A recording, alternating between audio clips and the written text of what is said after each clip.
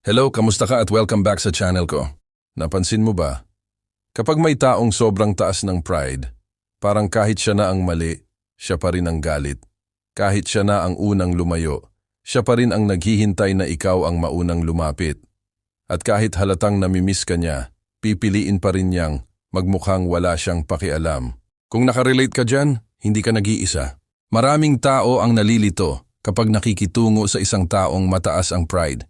Lalo na kung mahal mo. Lalo na kung importante siya sa buhay mo.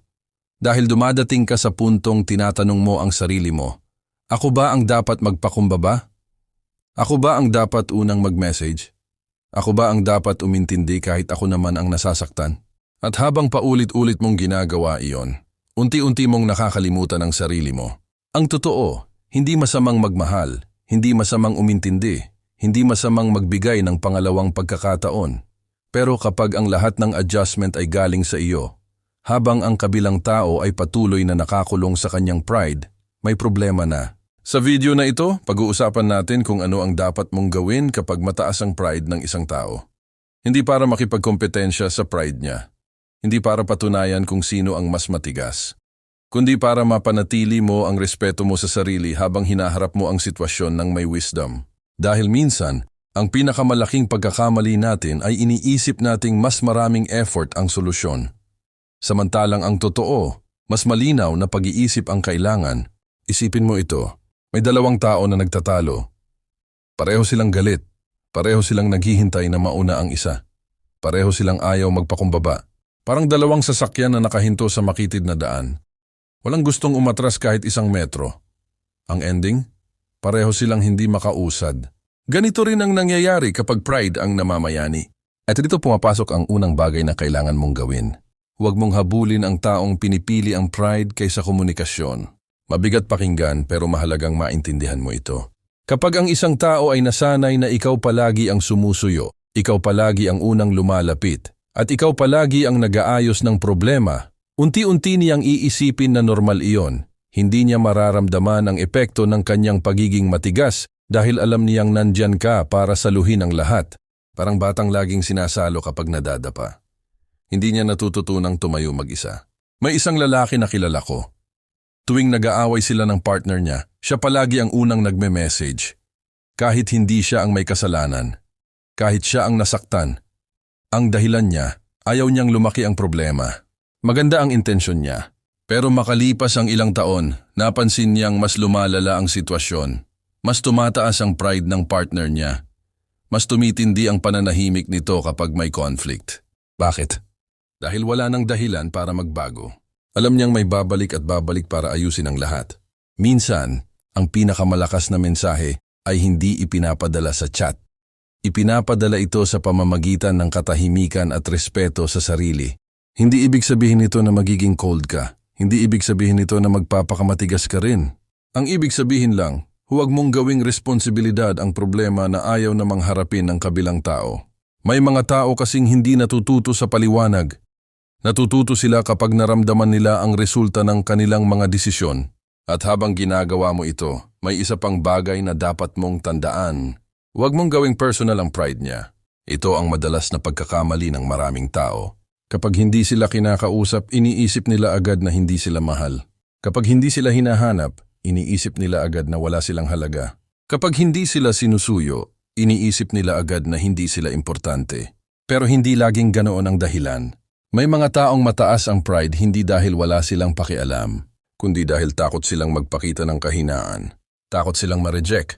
Takot silang masaktan. Takot silang maramdaman na sila ang mas nangangailangan. Kaya imbes na sabihin nilang nasaktan ako, ang sinasabi nila ay wala. Imbes na sabihin nilang miss na kita. Ang ginagawa nila ay manahimik. Imbes na sabihin nilang, pwede ba tayong mag-usap? Pinipili nilang maghintay. Nakakatawa kung iisipin mo. Parang nauuhaw pero ayaw uminom dahil ayaw magmukhang uhaw. Pero maraming tao ang ganyan. At kapag hindi mo ito naiintindihan, madali mong maiisip na ikaw ang problema. Hindi. Hindi lahat ng ugali ng ibang tao ay refleksyon ng halaga mo. Minsan refleksyon lang yon ng mga laban na hindi nila masabi. Kaya kapag mataas ang pride ng isang tao, huwag mong agad sisihin ang sarili mo. Huwag mong agad isipin na may kulang sa iyo. Mas mabuting obserbahan mo muna ng malinaw kung ano talaga ang nangyayari. Dahil may malaking pagkakaiba ang taong walang pakialam sa taong may pakialam pero natatalo ng pride. At kapag natutunan mong makita ang pagkakaibang iyon, mas magiging matalino ang mga susunod mong desisyon. May isa pang mahalagang bagay na madalas nakakalimutan ng marami. Hindi mo trabaho na iligtas ang isang tao mula sa sarili niyang ego. Kapag may gusto siyang ayusin, dapat may effort din mula sa kanya. Kapag may gusto siyang buuin, dapat may hakbang din siyang ginagawa. Dahil ang relasyon, pagkakaibigan o anumang koneksyon sa buhay ay parang tulay. Hindi sapat na isang tao lang ang naglalagay ng mga kahoy. Kailangang may ambag ang magkabilang dulo. At kapag ikaw lang ang gumagawa ng lahat, darating ang araw na mapapagod ka rin. Hindi dahil mahina ka, kundi dahil tao ka lang. At doon nagsisimulang maging malinaw kung bakit may mga taong kahit mahal na mahal nila ang isang tao, pinipili pa ring lumayo. Hindi dahil wala ng pagmamahal, kundi dahil wala ng balanse. At kapag nawala ang balanse, kahit gaano katibay ang damdamin, unti-unti rin itong napapagod. May isang bagay na madalas hindi napapansin kapag nakikitungo tayo sa taong mataas ang pride.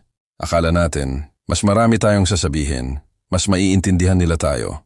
Akala natin, kapag naipaliwanag natin ng mas maayos ang nararamdaman natin, bigla silang magbabago. Pero sa totoong buhay, hindi lahat ng tao ay natututo sa salita. May mga taong natututo lang kapag nakita nila ang pagkakaiba. Kapag naramdaman nila ang pagkawala ng isang bagay na dati nilang inaakalang laging nandyan. Kaya minsan, ang susunod na dapat mong gawin ay matutong umatras ng may dignidad. Pansinin mo, hindi ko sinabing lumayo ng may galit. Hindi ko sinabing i-block mo agad. Hindi ko sinabing gantihan mo. Ang sabi ko, umatras ng may dignidad. May malaking pagkakaiba iyon. Kapag umatras ka ng may galit, dala mo pa rin ang emosyon niya. Kapag umatras ka ng may dignidad, dala mo ang respeto sa sarili mo. Parang isang usapan na paulit-ulit ng umiikot. Sinasabi mo ang nararamdaman mo. Hindi siya nakikinig. Nagpapaliwanag ka. Hindi pa rin siya nakikinig. Humihingi ka ng maayos na pag-uusap. Tahimik pa rin siya. Darating ang punto na wala ng bagong mangyayari sa parehong eksena. At kung patuloy mo itong uulitin, para ka lang kumakatok sa pintuang matagal nang hindi binubuksan. Hindi dahil masama kang tao. Hindi dahil wala kang halaga. Kundi dahil may mga pinto talagang ang may hawak lang ng susi ay ang nasa loob. At kahit gaano ka katagal kumatok, hindi iyon magbubukas hanggat ayaw niyang buksan. Kaya minsan ang pinakamatalinong desisyon ay hindi ang mas lakasan ng katok, kundi ang huminto muna. Hayaan mong marinig nila ang katahimikan. Hayaan mong maramdaman nila ang espasyong iniwan mo. Dahil may mga taong hindi nakaka-appreciate ng presensya mo habang nandiyan ka. Pero napapansin nila ito kapag wala ka na. Kasabay nito, mahalagang huwag mong gawing misyon sa buhay ang pagpapababa ng pride niya. Maraming tao ang nahuhulog sa bitag na ito. Iniisip nila, siguro kapag mas naging understanding ako. Siguro kapag mas naging patient ako. Siguro kapag mas minahal ko siya. At walang masama sa mga bagay na iyon. Pero tandaan mo ito, hindi mo mababago ang taong ayaw magbago. Pwede mo siyang gabayan. Pwede mo siyang kausapin. Pwede mo siyang intindihin. Pero hindi mo kayang gawin ang trabaho na siya mismo ang dapat gumawa. Parang taong gustong pumayat pero ayaw mag-ehersisyo. Kahit gaano kaganda ang advice mo, kahit gaano kamahal ang gym membership na ibigay mo, walang mangyayari kung siya mismo ay walang gustong kumilos.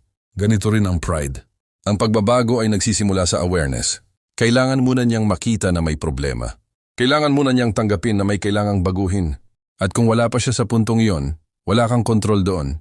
Ito ang isa sa pinakamahirap tanggapin. Dahil kapag mahal natin ang isang tao, gusto nating tulungan siya. Gusto nating ayusin ang lahat para sa kanya. Pero minsan, ang pinakamagandang tulong ay ang hindi pag-agaw sa leksyon na kailangan niyang matutunan. May isa akong narinig na kasabihan noon. Sabi nila, hindi mo matuturuan lumangoy ang isang tao habang pasan-pasan mo siya. At totoo iyon. Kapag palagi mong sinasalo ang epekto ng pride niya, hindi niya mararamdaman kung gaano ito kabigat. Kapag palagi mong inaayos ang gulong siya naman ang gumagawa, hindi niya makikita kung gaano ito kalaki. Kaya huwag kang matakot, hayaan siyang harapin ang resulta ng sarili niyang ugali. Hindi iyon pagiging masama. Hindi iyon paghihiganti. Parte iyon ng paglago. Habang ginagawa mo ito, may isa pang bagay na dapat mong alagaan, ang sarili mong buhay. Dahil aminin man natin o hindi, kapag may taong mataas ang pride na mahalaga sa atin, minsan umiikot ang mundo natin sa kanya. Nag-aabang tayo ng message. Nag-check tayo ng notifications. Paulit-ulit nating binabasa ang lumang usapan. Iniisip natin kung ano kaya ang iniisip niya. At bago natin namalayan, Mas marami na tayong oras na ginugugol sa kanya kaysa sa sarili natin. Doon nagiging delikado ang sitwasyon. Dahil habang nakatutok ka sa pride niya, unti-unti mong napapabayaan ang sarili mong growth. Napapabayaan mo ang mga pangarap mo. Napapabayaan mo ang mga taong totoong nandiyan para sa iyo. Napapabayaan mo ang kapayapaan ng isip mo. Kaya sa halip na ubusin ang enerhiya mo sa pag-iisip kung bakit hindi siya nagpaparamdam, gamitin mo ang enerhiyang iyon para pagandahin ang buhay mo. Maglakad ka, magbasa ka, mag-aral ka ng bagong skill, makipagkwentuhan ka sa mga taong nagpapasaya sa iyo. Balikan mo ang mga bagay na dati mong gustong gawin. Dahil may kakaibang nangyayari kapag nagsimula kang mag-focus sa sarili mong buhay. Unti-unting nawawala ang kapangyarihan ng sitwasyon sa isip mo. Hindi na ikaw ang taong naghihintay. Ikaw na ang taong umuusad. At kapag umuusad ka, mas malinaw mong nakikita ang mga bagay. Mas nakikita mo kung sino ang tunay na nagbibigay ng effort. Mas nakikita mo kung sino ang handang makipag-usap. Mas nakikita mo kung sino ang marunong magpahalaga. At higit sa lahat, mas nakikita mo ang sarili mong halaga. Dahil ang totoo, hindi mo kailangang habulin ang respeto. Hindi mo kailangang pilitin ang isang tao na pahalagahan ka. Ang tamang tao ay maaaring magkamali, maaaring masaktan, maaaring magkaroon ng pride paminsan-minsan. Pero darating siya sa puntong pipiliin niyang ayusin ang problema kaysa protektahan ang ego niya. At napakalaking pagkakaiba noon. Kapag dumating ka sa puntong naiintindihan mo ito, mas nagiging payapa ang puso mo. Hindi dahil naging perpekto ang sitwasyon, kundi dahil natutunan mong hindi ikabit ang halaga mo sa ugali ng ibang tao. May isang katotohanan na madalas nating iniiwasang harapin kapag may taong mataas ang pride sa buhay natin. At ito ang katotohanan iyon. Minsan, hindi sapat ang pagmamahal para maayos ang isang relasyon.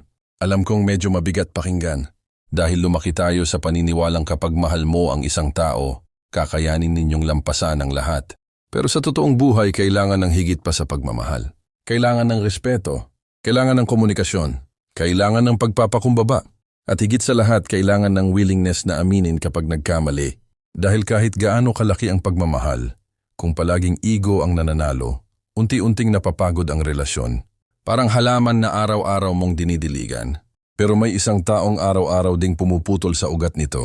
Kahit gaano karami ang tubig, mahihirapan pa rin itong mabuhay. Ganito rin ang nangyayari kapag pride ang laging nauuna. May mga taong gustong maging masaya, pero ayaw magpakumbaba. May mga taong gustong maayos ang relasyon, pero ayaw mag-sorry. May mga taong gustong bumalik ang dati, pero ayaw gumawa ng hakbang. At sa huli, sila rin ang nagtataka kung bakit unti-unting lumalayo ang mga tao sa kanila. Kaya kung may isang bagay kang dapat tandaan, ito iyon. Hindi mo responsibilidad na buhatin ang isang relasyon ng mag-isa. Hindi mo responsibilidad na ikaw palagi ang umintindi. Hindi mo responsibilidad na ikaw palagi ang mag-adjust. Dahil ang tunay na koneksyon ay hindi kompetisyon kung sino ang mas tama, hindi rin ito laban kung sino ang mas matigas. Isa itong partnership. At ang partnership ay nangangailangan ng dalawang taong parehong handang kumilos. May nakakatawang observation ako tungkol sa mga taong mataas ang pride. Madalas, sila rin ang pinakaayaw mawalan ng mahal sa buhay.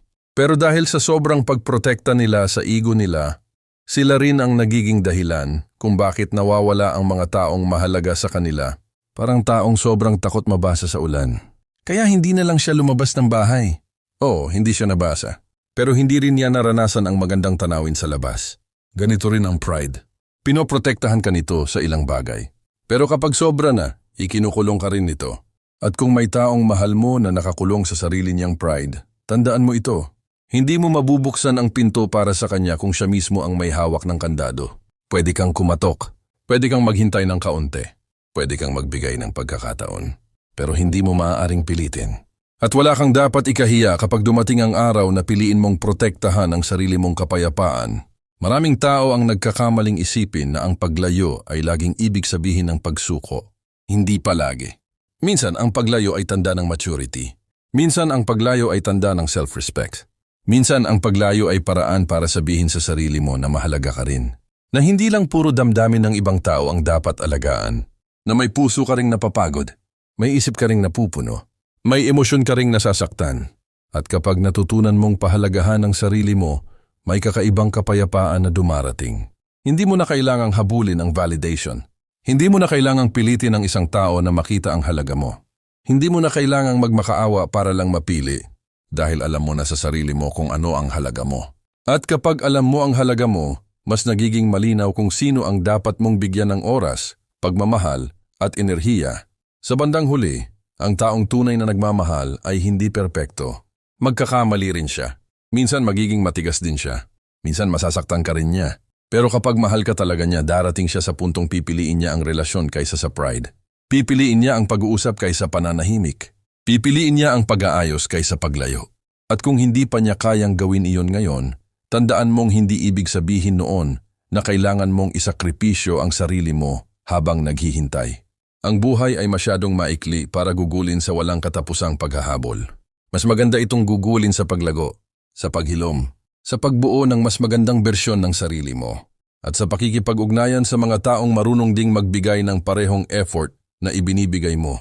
Kaya kung may taong mataas ang pride sa buhay mo ngayon, huminga ka ng malalim at alalahanin mo ito. Hindi mo kontrolado ang ego niya. Hindi mo kontrolado ang mga desisyon niya. Hindi mo kontrolado kung kailan siya magiging handang magbago. Pero kontrolado mo kung paano mo tratuhin ang sarili mo. Kontrolado mo kung gaano mo papahalagahan ang kapayapaan ng isip mo. Kontrolado mo kung hanggang saan ka lang papayag na masaktan. At iyon ang kapangyarihang hindi kailanman dapat mawala sa iyo. Kung nakarelate ka sa usapang ito, isulat mo sa comments ang salitang self-respect. Gusto kong malaman kung ilan sa atin ang natututong piliin ang sarili ng hindi nawawala ang kabutihan ng puso. At kung mayroon kang karanasan sa pakikitungo sa taong mataas ang pride, malaya kang magbahagi. Baka ang kwento mo ang maging inspirasyon o aral para sa ibang nanonood. Kung nagustuhan mo ang video na ito, huwag kalimutang i-like at mag-subscribe sa channel para sa mas marami pang usapang makakatulong sa relasyon, pag-unlad ng sarili, at mas mapayapang pamumuhay. Lagi mong tandaan, hindi mo kailangang makipaglaban para patunayan ang halaga mo. Ang tamang tao ay hindi mo kailangang kumbinsihin na pahalagahan ka. Patuloy ka lang sa pag-unlad, panatilihin ang respeto sa sarili, at huwag hayaang diktahan ng pride ng ibang tao ang direksyon ng buhay mo.